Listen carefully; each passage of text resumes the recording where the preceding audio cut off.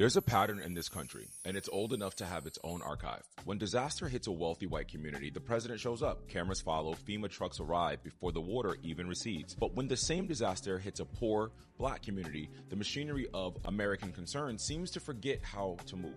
On August 11th, a derecho tore through northwest Indiana with wind gusts near 100 miles an hour. It snapped power poles, killed 7 people, and knocked out electricity to more than 370,000 customers across the region. Most of northwest Indiana got its power back within days. Gary didn't. As of this week, tens of thousands of Gary residents are still in the dark, more than a week and a half later, with full restoration not even promised until August 25th, 2 weeks after the storm hit. Gary is the blackest city in Indiana, and is one of the poorest.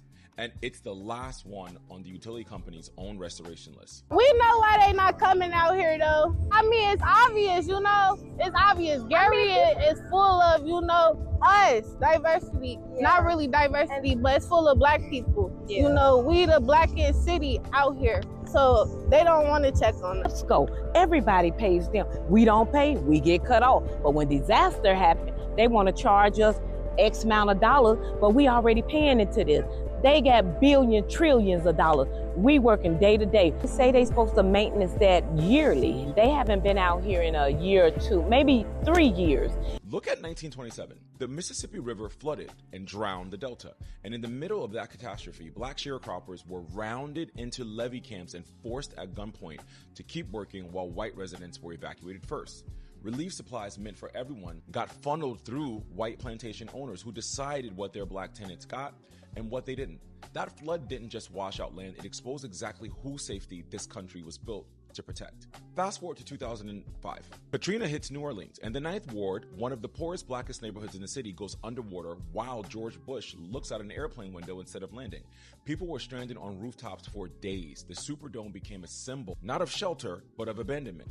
And the government's response time became the story because the delay itself told you who mattered. Let's fast forward again to 2014. Flint, Michigan, a majority black city already gutted by disinvestment, gets poisoned by its own water supply. And it takes over a year, children showing lead poisoning symptoms before the state admits what it already knew.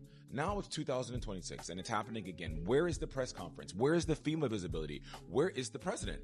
Trump hasn't said a word. The press secretary hasn't been asked. National outlets sat on this story for over a week while Gary residents had to document their own crisis on TikTok just to get anyone outside the city to notice they were living without electricity, without refrigeration, without air conditioning. It's August. It's the hottest month in this country.